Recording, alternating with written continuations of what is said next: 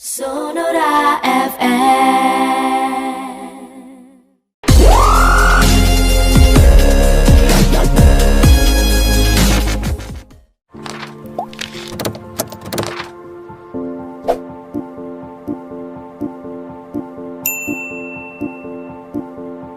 Sahabat Sonora, kita masuk di segmen Sonora Healthy di pagi hari ini. Tapi sebelumnya saya akan mengajak Anda untuk menuju ke Kota Prabu Muli. Kita akan bergabung dengan Wali Kota Prabu Muli, Ridho Yahya, yang saat ini kita akan menanyakan mengenai kondisi saat ini di Prabu Muli.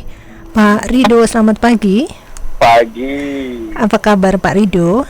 Sehat. Sehat ya.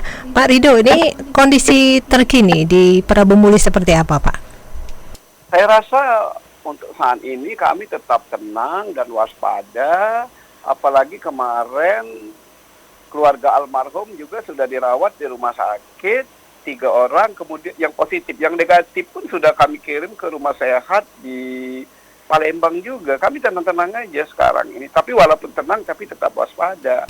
Ya. Baik, Pak, sebetulnya ada berapa yang positif di Prabu Muli, Pak, COVID-19? Yang positif itu 3 ya. 4, yang 1 kemarin yang meninggal, 3 dirawat di rumah sakit di Palembang. Nah, info terakhir dari Pak Wakil kemarin 1, itu kan sebenarnya dia pengen buka operasinya, tapi pas di sana katanya harus tes dulu. Sekarang sudah isolasi di rumah itu. Oke. Tapi ini kalau kita lihat berita-berita yang beredar, Prabu Muli sepertinya ini sangat mengkhawatirkan, Pak. Menurut Pak Ridho sendiri seperti apa, Pak? Nah, itulah yang kita bingung, kita di Prabu Muli rasanya yang itu saja, yang kemarin aja. Ini tidak terjadi apa-apa, bukan kita minta. Tapi orang luar ini, sepertinya kami ini kok benar ya, kayaknya Prabu Muli ini gini, tidak boleh ke sini, tidak boleh ke sini. Padahal warga kami, saya keliling ya Mbak ya, 27 desa kelurahan saya keliling, memantau, 3 hari kali saya keliling, nggak ada gejala apa-apa. Nggak ada, bahkan bukan kita minta, sampai saat ini tidak ada penambahan yang signifikan juga. Kemarin juga saya tes lagi rapid datang juga nggak ada penambahan, semuanya negatif juga. Tapi orang luar saya takutnya nanti bukan apa-apa, karena memandang Prabu Muli orang bukan meninggal karena corona, meninggal karena ketakutan. Seolah-olah dibuat seram loh Prabu Muli gini, Prabu Muli gini. Kalau mau masuk berobat, periksa dulu ini Prabu Muli. Loh, kok kami ini memang, coba sekali-sekali Mbak silakan. Jadi silakan hadir di Prabu Muli keliling. Saya ngawani 37 desa. Kita lihat Prabu Muli. Enggak seperti yang dibayangkan orang. Saya ngajak, saya jaminan ini kita keliling nanti, saya ajak. Iya. Ya. Bagaimana dengan stigma zona merah? Kalau menurut Pak Ridho seperti apa sih Pak? Sebenarnya zona merah itu gini, ini akibat zona merah ini yang saya jelaskan, kata-kata zona merah ini membuat warga saya menjadi kita zona merah. Akhirnya mereka kan dengan ada kata-kata zona merah, masyarakat kan jadi tegang akibatnya. Nah, dengan tegang akhirnya mereka kan jadi pikiran perutnya kosong, perut kosong imunitasnya tidak kuat. Akhirnya bukan hanya corona, penyakit lain yang akan menyerang warga saya. Itu alasan tersebut kenapa zona merah. Yang kedua, warga saya banyak dampaknya. Warga saya dengan zona merah, pegawai Pertamina mau ngebom, tidak boleh. Pegawai kami mau keluar, tidak boleh. Kita berjualan keluar, tidak boleh. Kalau kita Palembang, kita mau diperiksa ke rumah sakit. Lah, ini kan jadi masalah tersendiri kan. Sebetulnya ada keretakan hubungan antara kabupaten kota. Nah, yang ketiga, orang yang meninggal pun kami tahu positifnya itu seminggu setelah meninggal. Kemudian yang positif 3 orang pun sudah kami kirim dan dirawat di rumah sakit umum. Kemudian yang 3 negatif yang kontak langsung sudah di rumah sehat. Apalagi sih salahnya Prabu Muli? Itu yang jadi masalah. Makanya kalau orang semua takut di Prabu Muli, ya sudah, seolah-olah kami membawa virus. Ya jangan juga belanja di Prabu Muli, jangan lewat di Prabu Muli, jangan juga belanja di Prabu Muli kalau model ini kan. Ini yang jadi masalah. Ini kemarin cuci darah, tidak boleh ke Palembang. Lah, ini kan jadi masalah tersendiri. Itu. Oke. Sebetulnya apa yang diinginkan oleh warga Prabu Muli sendiri, Pak, termasuk Pak Ridho sendiri? Sebenarnya kami nyaman. Kami 2, Mbak. Kami pertama, zona merah ini dihapuskan lah. Yang kedua, kalau memang harus zona merah, kami ya lebih baik kami terapkan PSBB aja lah. Kepala orang takut dengan kami ya kami tutup. Tapi ingat, dampaknya 7 kabupaten kota. Ini kan kita pikirkan juga. Ya, kita pikirkan juga. Kalau kami menutup diri ya 7 kabupaten kota, Mbak, yang jadi masalah. Ya, kalau zona merah ini tidak dihapuskan, ya kami mungkin PSBB saja. Kepala orang takut virus Prabu Muli, nanti saya takutnya orang lewat Prabu Muli ketularan virus Prabu Muli. Orang belanja di Prabu Muli takut virus Prabu Muli. Orang dagang subuh-subuh di Prabu Muli, orang luar takut virus Prabu Muli. Ya usah masuk lah sekalian kepalang gitu maksud saya, Mbak. Jadi PSBB ya Pak ya, maunya Pak ya? Ya, seandainya memang zona merah ini tetap seperti ini kan, seolah-olah ketimpangan. Kami tidak boleh keluar, orang seenaknya masuk Prabu Muli. Coba pada Prabu Muli, beda kan? Yeah. Kita tidak boleh keluar. Yeah. Tapi orang bebas masuk Prabu Muli, belanja bebas, dagang bebas, lewat bebas. Loh, ini kan sesuatu yang tidak fair maksud kita, kami sebagai warga Prabu Muli itu, Pak. Ya, Pak Ridho, saya juga mendengar dan melihat Bapak juga memberikan bantuan untuk masyarakat Prabu Muli, Pak. Seperti apa, Pak? Jadi gini, Mbak, walaupun ya kami seperti saya jelaskan tadi, kami tetap berbuat. Kami ada 8, Mbak, ya, ada 6 program menghadapi COVID, ada dampak daripada COVID. Contoh, kami sekarang bahwa kita mengadakan promo kesehatan. Jadi RT RW keliling ke masyarakat menjelaskan loh, kamu harus pakai masker, jaga jarak, cuci pakai sabun, ini terus kita lakukan.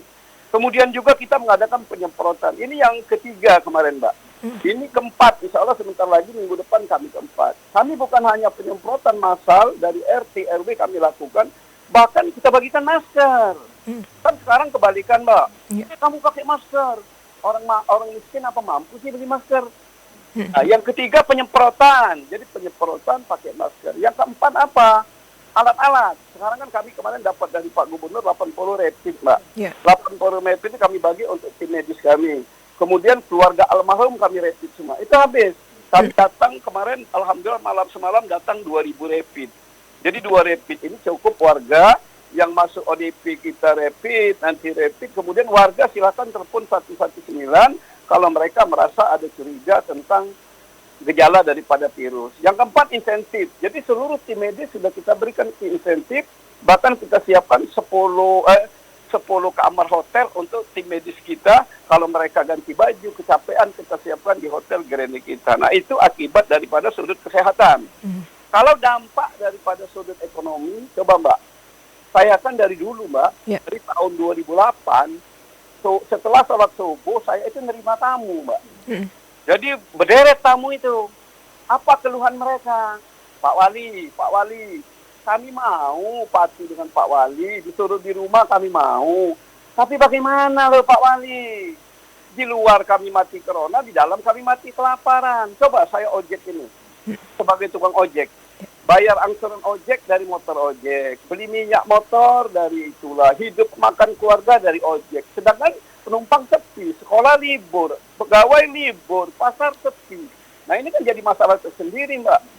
Jadi timbul kalimat warga yang tukang ojek keluar corona, di rumah mati kelaparan. Makanya ini kita bagikan, Mbak. Kemarin lebih kurang 16.000, sepertinya kurang 16.000 paket sembako ke seluruh warga menengah miskin ke bawah. Kita bagikan semua.